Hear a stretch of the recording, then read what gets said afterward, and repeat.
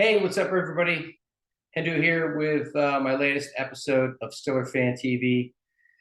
The Patriots loss. So that's what we're going to talk about today, and then we're also going to give a quick preview of the Browns Steelers game tonight. But let's start with the Pats game. It was really disappointing. It was 17-14 loss for the Steelers. They did not play well. They did not play with a whole lot of urgency, I didn't think, especially for a home opener. So that was pretty disappointing. Let's see.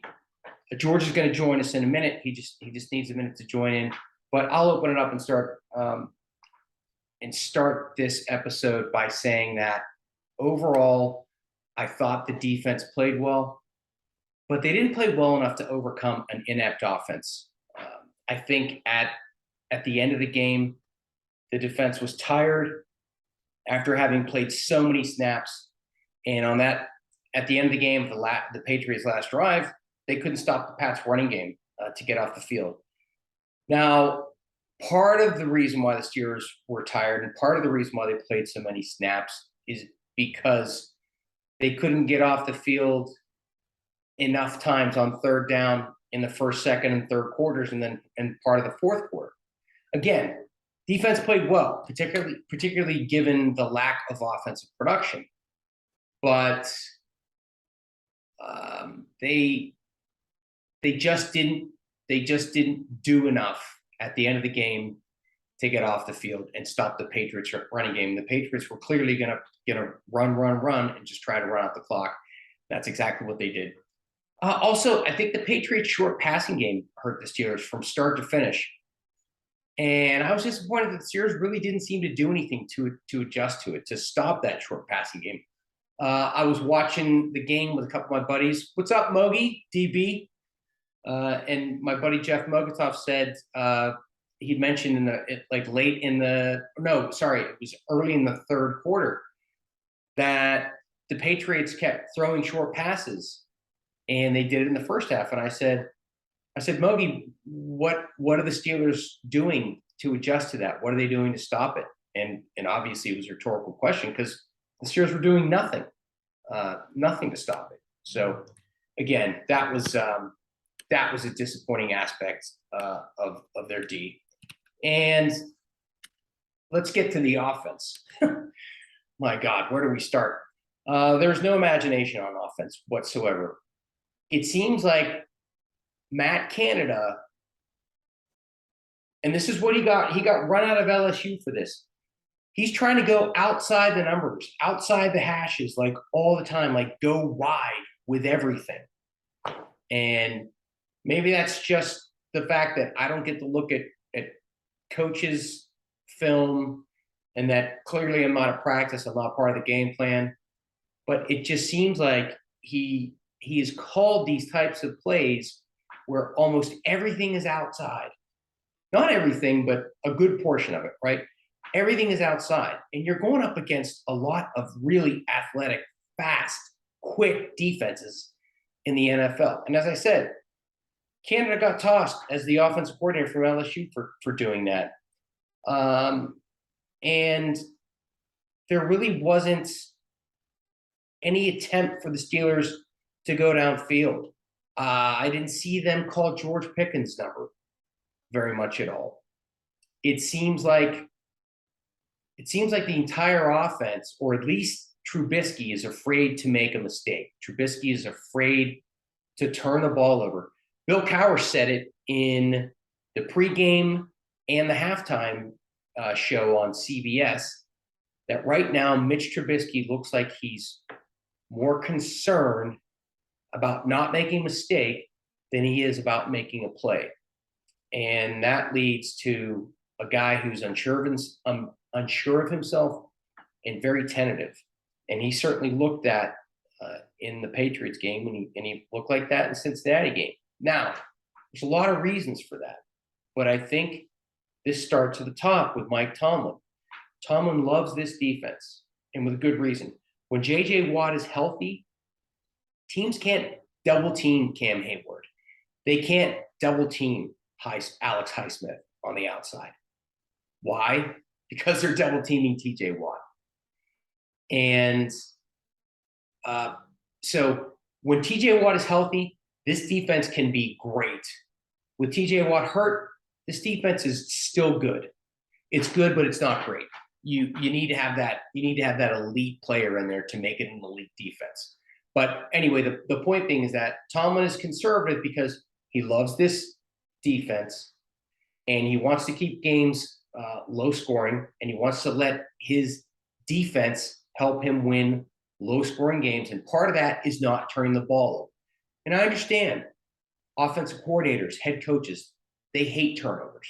They don't want to give the team the other ball or give the other team the ball, right? But at the same time, you can't be so conservative and predictable that it seems as though you are shackling your quarterback and you are hamstringing your offense. So, again, I think it comes from the top. Tomlin has instructed Canada that he wants to run a conservative offense. Canada has instructed Trubisky that we want to keep things conservative and relatively vanilla, and that way we're not going to turn the ball over. But that backfired against the Pats because Trubisky did throw an interception. And he probably should have thrown one against the Bengals too, but he didn't. So, again, there are a lot of factors that go into this Steelers offense being conservative and the Steelers offense not taking chances and not throwing the ball downfield. It seems like every target is to Deontay Johnson. What's up, George? Howdy. So it seems like every target is to Deontay Johnson. The running game is abysmal. The offensive line can't run block.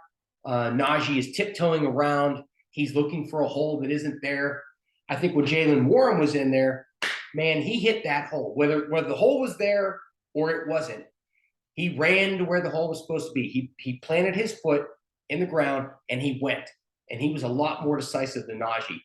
And when you've got a crappy O-line that can't block for you and you have a hurt foot, you should probably just do a whole lot of north and south running. I know that Najee's played running back since he was in Pee Wee. He played at Alabama. He won a national championship at Alabama.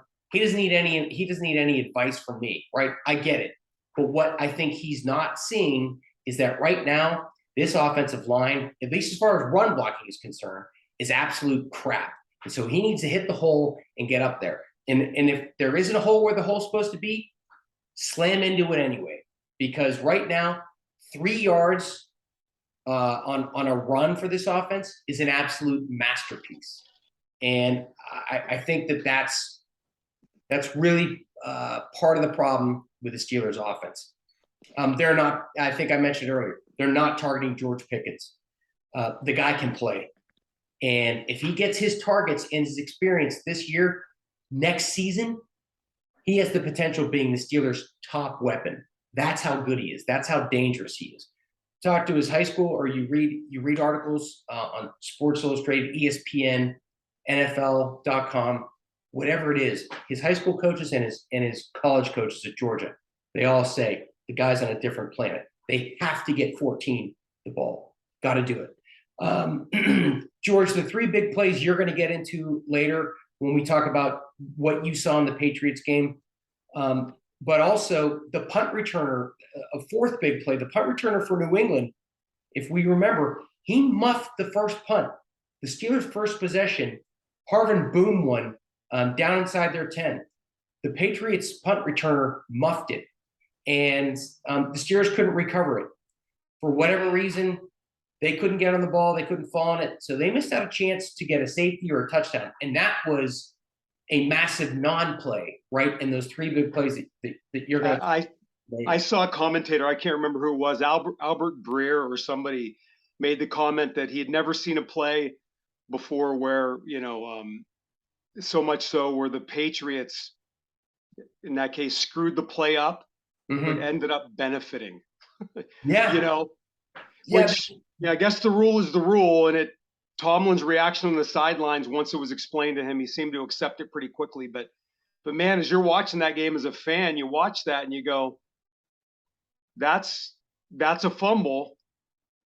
And, that doesn't look like it should be a touchback, even though it is the rule. Right. Yeah. And for those who don't know what we're talking about, the Patriots punter fumbled the punt. It went into the end zone. It seemed, when I looked at replays, it seemed to me as though the Patriots punt returner got possession of the ball and then he was tackled in the end zone, which should have been a safety, right? But as far as their ruling is concerned, as far as the referee's rule is concerned, they stated that he didn't have possession and therefore it went out of the back of the end zone with no one having possession. That's a touchback. And man, if the Steelers recover that, they either have the ball inside the Patriots 10 after a failed first drive, or they tackle the guy in the end zone for a safety, or they recover the ball in the end zone for a touchdown. And man, that play not going the Steelers' way, their inability to capitalize on that really hurt. Yeah. It kind of reminds me of that old Chief Justice when he was asked about pornography and what it is. And he said, well, I can't really tell you what it is, but I know what it is when I see it. Right. I see it. I look at that play and that looks like a fumble and a safety and, but it's not what the rule says. Didn't happen. So anyway, all right, George, I'm going to let you get into your the three big plays that you saw, but also just your thoughts on the game. I know I've already talked about it before you joined. Trubisky was bad in the Pats game. His stats are poor. He doesn't seem like he wants to throw it downfield. It doesn't seem like he's audibling a whole lot at the line. And then what you think Canada's role is in that. And then I'm going to go fix my terrible towel behind me because as I already said earlier, it's amateur hour here on StillerFanTV. Just like it is with my white light behind me that looks really great in person, but not on the screen. But your Steelers neon light. Yeah. My fantastic neon light. But the game was what a disappointment. I mean, personally, I love low scoring games. I don't know, if that makes me old school or what, but a 17-14 game with a lot of tension on each play. That's my kind of football, of course, except for the outcome. If anybody tells you in close games, it's funny. It makes me laugh when I hear somebody say, oh, you know what? That one play didn't cost us the game. Don't worry about it. It's that didn't cost us. That's just one play. That's a bunch of BS because in close games, there are 2 or 3 plays that determine any NFL game in close games. And this was a classic example of that. You had the Olszewski doink off of his face mask. And he played for the Patriots last year. This just fleeting thought went into my mind that maybe Kraft paid him off, but hey, just kidding there. But that was one of the plays. The Harvin punt. There's another one, and then in the end zone right before the end of the half, that bomb to Nelson Aguilar, where Akilla Witherspoon alligator armed it, right, and he was in perfect position. Aguilar didn't do anything great. It's not like he took the ball away from Witherspoon. Witherspoon just it was embarrassing. I mean, you look at the replay on that, it was just a terrible physical play by Witherspoon. So there were 3 plays in that game, 3-4 plays that absolutely determined the outcome. Cam Sutton dropping the interception. Then that's the other one, right? That was the one other one that I'd forgotten. Cam Sutton dropping the interception. But if you saw the post-game press conference with Mike Tomlin and looked at his body language and his face, and he looked like somebody died. And the reason he looked like that is because he knew he just came out of a game at home against an arch rival early in the season where it's critical to get off to a good start. And he lost that game because of 3 or 4 plays. He knew it and he felt that, and you could see that in the post-game press conference. Yep, absolutely. Again, you want to call it alligator arms. I want to say it like waiting for the ball to come in, cradling his hands and his arms. Akilo Witherspoon that was awful. Dude, jump, leap, get your arms up, make a play on the ball. Nelson Aguilar did nothing special. I got a text from a friend of mine. Oh, that was just Aguilar making a nice play. No, he didn't make a play. He didn't do anything. He waited for the ball. He sort of reached over a Witherspoon, but Witherspoon's just there running, looking up the ball and cradling his arms, waiting for it to come down. Dude, you're taught in Pop Warner, in Pee Wee, jump, get your arms up, make a play for the ball. And Witherspoon did nothing. Nothing. And he alligator armed it, and then he whiffed. He just completely missed the ball. Really, really poor physical play by him. And that's kind of, I think the scouting on him is physically, and he's not the fastest guy in the world. He's not fast at all. He doesn't jump the highest. He doesn't have the physical traits. He's a smart player, instinctual, knows what he's doing out there, good form tackler, all those things. But when it comes to just physical ability, he's maybe lacking a little bit. And I think you saw it on that play. He just kind of tripped over himself almost a little bit in the end zone. He looked up, saw the ball, and it was just this weird, his body crumpled in a weird way. And he was just waiting for it to come into his hands. Yep. Dude, leap. Get your arms up. Make a play for the freaking ball. Oh, that was pathetic. That was some of the most pathetic corner play I've ever seen. It was unbelievable. Do you just want to touch on anything about we'll get back to how Tomlin looked in that news conference after the game. Do you just want to touch on anything about the offense and Trubisky not audibling, and do you think he's got the shackles on him? I tell you, it's the debate. And I was in Pittsburgh for the game, just flew back yesterday, but the debate over, is it Trubisky? Is it Canada? Is raging right now.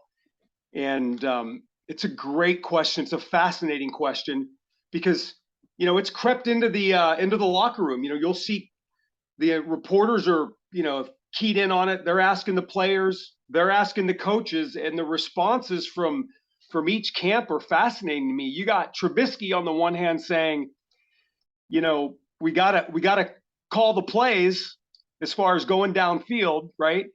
And we gotta run the plays that are called. Right. And you've got Canada saying you gotta throw it there. I mean, it couldn't be more opposite a take on what's going on. And so it's pretty fascinating to me. I think that the shackles are on him, but I think this comes down from higher than Canada. I think it's Tomlin. I think Tomlin loves his defense, this defense, okay? Tomlin knows that a couple plays when you don't have a strong offense and you have a strong defense, a couple plays are going to determine the game. So Tomlin wants to play good defense, not make mistakes, not turn the ball over. And his goal this year is to win a 17-14 game every week. And this week he came out on the short end of that stick. That's why you saw him so upset. But I think with that said, Tomlin despises turnovers. And given as much as he likes this defense, I think that he has put some shackles on, through Canada has put some shackles on Trubisky. Trubisky clearly doesn't want to turn it over. He says that in interviews. I think naturally he has a tendency to, not just let it rip, so to speak, right? Which we talked about last week. Yeah. But it's, listen, if he had a young Ben or a great quarterback back there, he wouldn't have the shackles on, right? But he doesn't have that. And so he's got the shackles on him. Yeah. Yeah. Like you and I are on the same page. I think a lot of Steeler Nation is as well, where they want Trubisky to read it, trust it, rip it. Yeah. And he's not doing it. He doesn't do it. And if you look at, Twitter is just ablaze right now with cut-ups of Trubisky's throws. And you'll see it a lot of them where, let's say it's a little skinny post or wide receiver, X receiver coming over down the middle of the, cutting over in the middle of the field, about 15 yards downfield, a deep in or a medium length in. And Trubisky throws it well after the guy breaks. Okay. If you look at Pickett,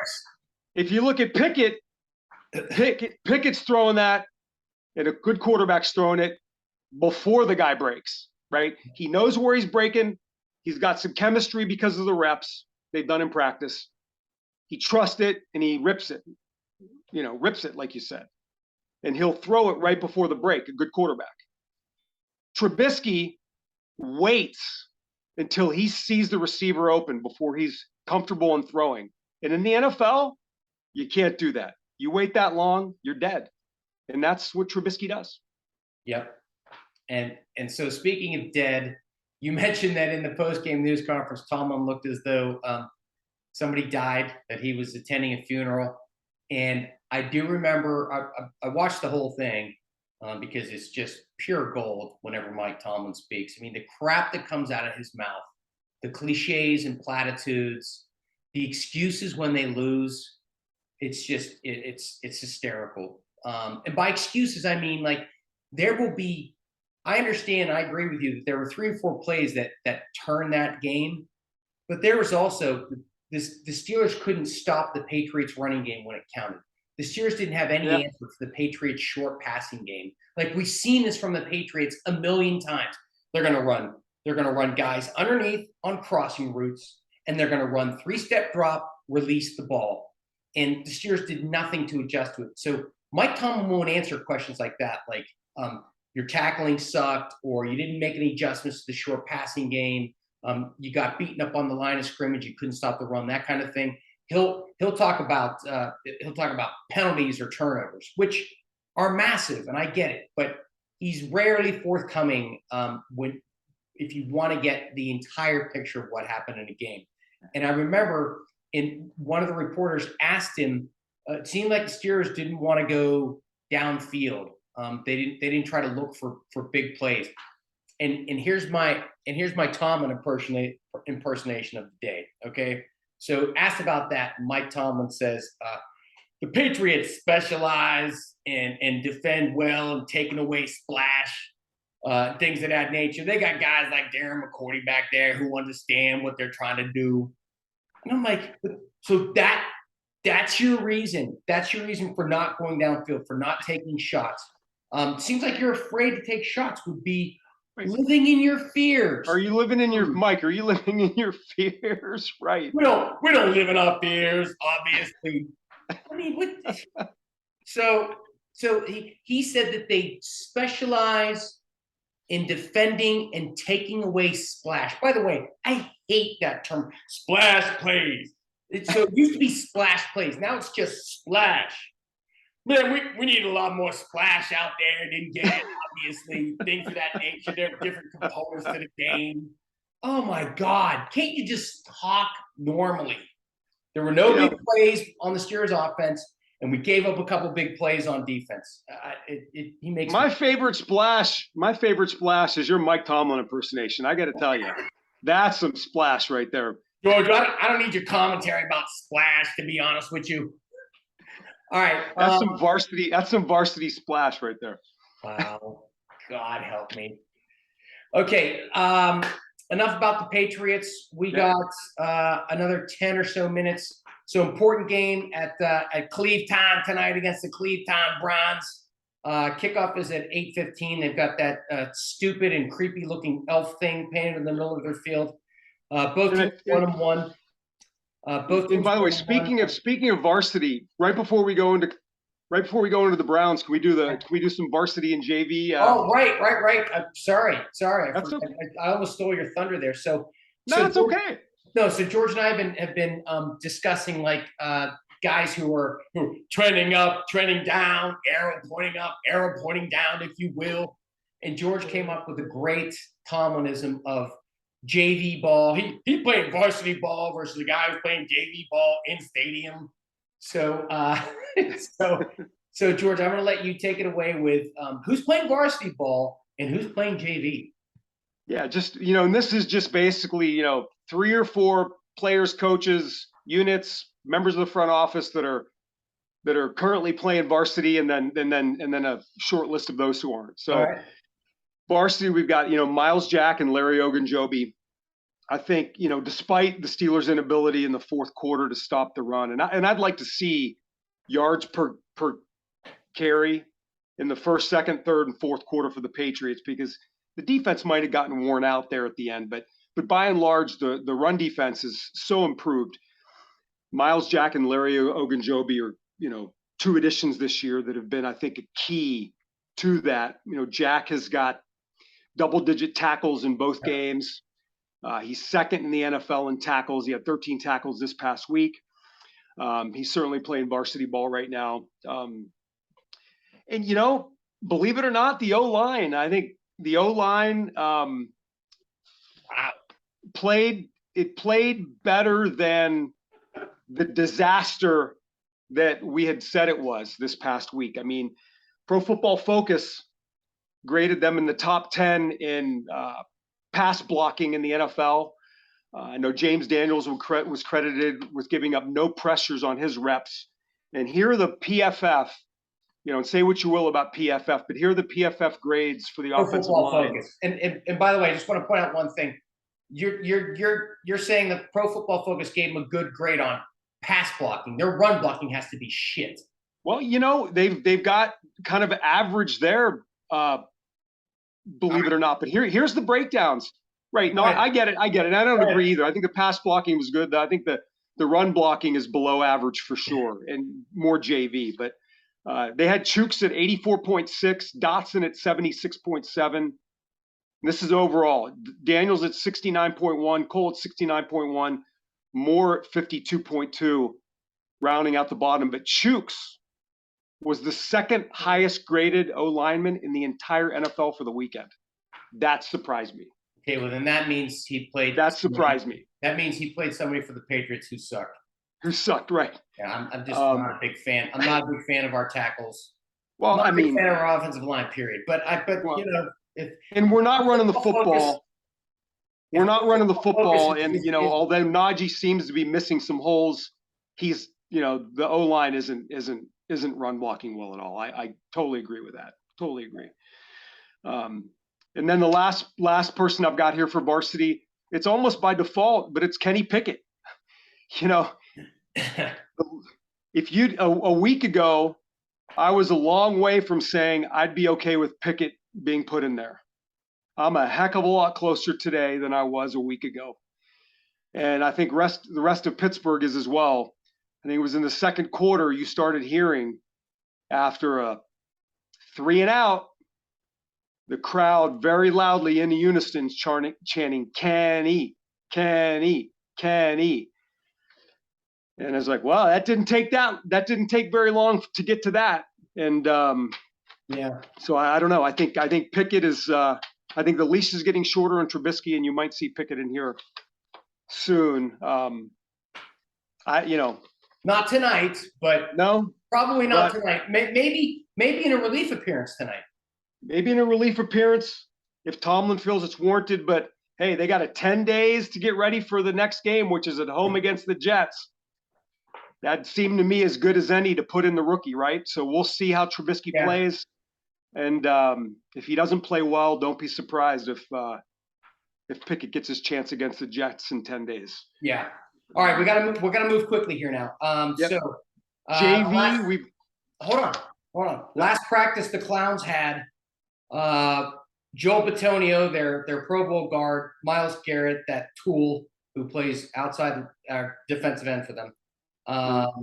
They both were limited participation practice. I think both those guys are going to play tonight, definitely. But Bitonio won't miss for sure. Jadeveon Clowney is not going to play. So they have a few guys with injuries. The Steelers don't have anybody listed. Minka was limited participation practice, but he's going to play clearly. And then as as far as the Steelers are concerned, offensively, you're gonna have to run block better tonight. Gonna have to have Najee stop tiptoeing around and stop trying to break everything out wide. Trubisky has to stop being so conservative, and the Steelers D has to stop the Clowns' running game. They have to stop the Clowns' running game. If they stop Cleveland's running game, then I think Cleveland's offense is in big trouble because I'm sorry, I don't fear Jacoby Brissett at quarterback, and I don't fear any of their receivers. Now watch them light us up for 300 and have a bunch of guys, but I don't think their receiving core is anything to be scared of, and I don't think Jacoby Brissett is anything to be scared of. What are you looking for in tonight's game? Well, you mentioned the running game, and you're right. I think if the weather conditions were like this past Sunday, we'd have to run the football to win tonight, but they're calling for 20 to 30 mile an hour winds with rain. So we're absolutely going to have to be able to stop the run and run the football in order to win tonight. And for those of you who do these sort of things for entertainment purposes only, take the under. Yeah, I was going to say, I don't know what the line is. Take the under. I can't imagine the line is anything over 40. Oh yeah, it's. I think it was 38 and a half. 38 and a half. Okay, all right. Makes sense. It was either it's upper 30s, low 40s for sure. But I haven't seen what it is lately. You got the Steelers crap offense, the Steelers good defense, and then you have the Browns wanting to run the ball. And now you just gave me this weather report.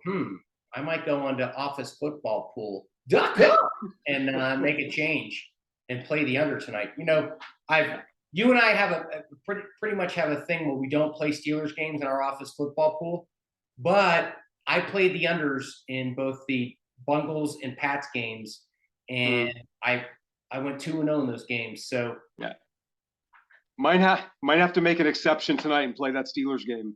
Yeah, and go under for sure. So other factors in tonight's game. How about the Browns being the Browns, right? The Cleveland Clowns. I think Tomlin's career record against them is 25-7 or something like that I heard earlier today. And let me interrupt you there. That one loss is that shameful, inexcusable playoff loss from 2 years ago. Inexcusable. Probably the worst playoff loss in Steelers history. And that's saying something because they've had a couple other doozies under Mike Tomlin. They had that Jacksonville embarrassment, and then they got Tebowed out in Denver. Lost a game to a team quarterback by Tim Tebow. He was awesome. He was horrible at Denver. I literally had heartburn going on before we got on today, and I had to take some Tums. I started feeling better until you brought that up. So thanks, man. Good googly moogly. Yeah. Grab a couple more Tums and a Snickers. Well, hopefully we don't get that Clowns. We get the Clowns that played the Jets last week. They were, leave it to Cleveland, right? To be up 13, 2 minutes left in the game, with the ball, at home, against the Jets, with 1:55 left, to lose that football game last week. Holy cow. Pathetic. And, Nick Chubb, bless his heart, is apologizing for scoring with 1:55 left, which is just, how can you tell these guys not to score? But after he scored, that set the chain of events for the Jets to score, and then the onside kick, and then the Jets to score again. But you can't blame Nick Chubb for that loss. And then No, you're right. You can't. when I think of Cleveland too, like last year, right? Last year, the Steelers had the worst run defense I can remember on a Steelers team. Cleveland has one of the best run offenses in the entire NFL. And somehow Pittsburgh wins both of those games last year. That's just incredible. And one of them without a kicker, who was in a body bag on the sidelines after a debacle of a fake field goal attempt. Wow. But what a stupid call that was. That had Tomlin written all over it. And just the execution of that play, and to your point, man, Boz took a shot in the jaw, and he was in a body bag. That's a good way of putting it. What else? Do you have anything else? Any thoughts about tonight before we end another wonderful, glorious, informative, fact-filled StillerFanTV episode? No, that's all I got for tonight's game. You know, here we go, Steelers. Here we go. All right. I don't know if I like Thursday night games or not. I mean, it's funny to me that they play, all this talk about safety in the NFL, yet they'll send a team out there, 4 days after getting their brains beat out. And I think especially, I mean, I don't think they should ever play Thursday night games, but certainly not at the beginning of the season where players are trying to get their legs under them. Yep. Half the games, like the Steeler games, played in 80 degrees. Okay. Now you're asking them to go out there and you got a guy like Najee, right? He can't be 100%. He's got that Liz Frank. He's got the ankle thing from the week before, right? He's not gonna not give it 100%. I just hope that guys like him and really players on both teams don't get injured. It's just, I don't know. Yeah. And we've talked about this before. The Thursday night game is pretty much set up for the home team to win. They don't have to break their routine. They don't have to travel. The one break that the Steelers got on because every team has to play on Thursday night, whether you're at home or whether you're away.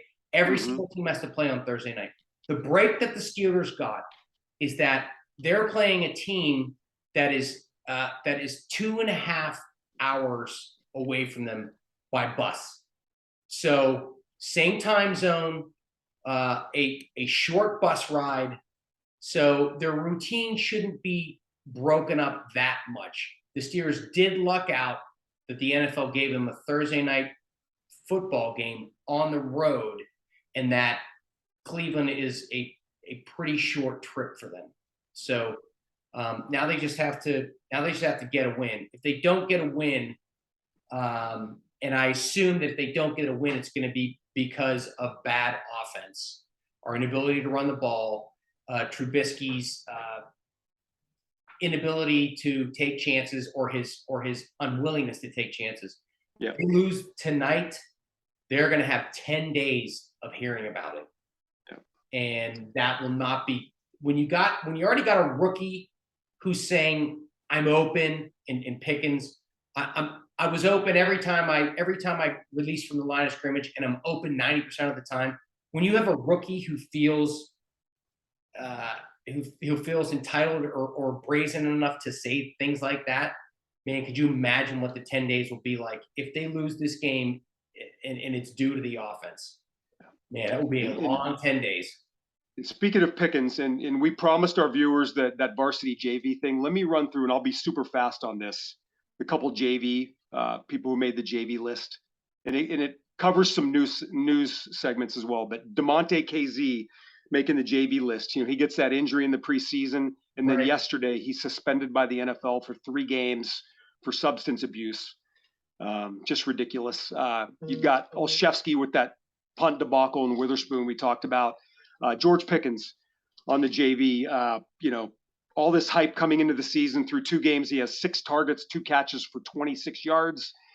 And those quotes that you just mentioned. And then, Trubisky in Canada. And you and I talked about this with the Steelers cut bait on Canada midseason. And I just can't see the Steelers or Tomlin doing that. It's not in his nature. And, I think they're going to go to Pickett before they would make Canada the scapegoat. You know what I'm saying? Right. And why would you, have Pickett in his first year trying to develop him, firing a coordinator? I just can't see that. It didn't, I just don't see that. No, I agree with you. Tomlin's never fired a coordinator in midseason, although I think it was the 2017 season when he started taking over play calling duties from Butler in like November. So for 2 full months, he took over play calling duties from his defensive coordinator. And then Butler came back for 3 straight seasons after that. What was that all about? He totally emasculated him. Totally. Keith Butler was a eunuch the last 2 years. Oh, dude. Oh, it's just yeah. I don't see the Steelers. I'm really not coming out with any revelation here based on the fact or based on the conversations you and I've had. I just don't see the Steelers as a really well coached team. They're just not. They overall, I don't see them with enough discipline. I don't see them just being sharp. I don't see them paying attention to detail. Although Tomlin talks about it, he talks about being detailed, but that's also like his saying, we'll go back to the lab and get it corrected. The mistakes they made never get corrected. So Well, it's so disappointing to know that your team going into a game, the players are going to have to perform that much better because of your coaching staff. Now this year, I feel a little bit differently because of Flores, of the addition of Brian yeah, Flores well, on the defensive side of the ball. But man, I just overall as a coaching staff, I just don't see a bunch of great assistant coaches that are aspiring to become head coaches, or maybe they aspire, but I just don't think they have the chops to get there. But other than Flores, I can't think of a whole lot of NFL teams that are looking at the Steelers assistant coaches and saying, "Ooh, I want to tap that guy for an HC spot." you just made a great point within your original point about Tomlin, okay, not being a good quote unquote coach. And I think what you meant by that is teacher, right? Developer of players. And you think about what Terry Bradshaw said, that Tomlin's a cheerleader. And I'm not going to get into all that other than that I'm bringing it up, but you said Brian Flores, right? And so I think Tomlin's strong suit is a motivator of players. Okay, he connects with the guys, he motivates them, and throughout the 16 game season, he's able to keep the ship afloat. Right, that's why he's never had a losing season. But I would say his strong suit is not teaching, is not developing players. Chuck Noll was a teacher. Brian Flores is a teacher. And so he's there, and I think we've already seen his impact on that defense, which has taken so many steps. And we've talked about this in the past couple weeks, but I think a lot of what you're seeing, besides the players, some new faces, some more experienced faces, but you're seeing Brian Flores teaching these guys how to play defense. So I hope, yeah. I mean, I've seen a few signs, and I hope it continues because the defense is going to have to do so much more the rest of the season. They have to stay healthy, and they got to make a ton of plays because right now our offense is beyond pitiful. They are almost dead last in every category. They're either 30th or 32nd in every single category. It's just awful. So let's hope for a Steelers win tonight, and I'll talk to you later on this week, buddy. yeah, let's talk about the game, tonight's game this weekend. We'll do a review, and here we go, Steelers. All right, man. Terrible towel, baby. Yeah. Go Steelers. Here we go. Here we go, Steelers. Here we go. All right, man. Later.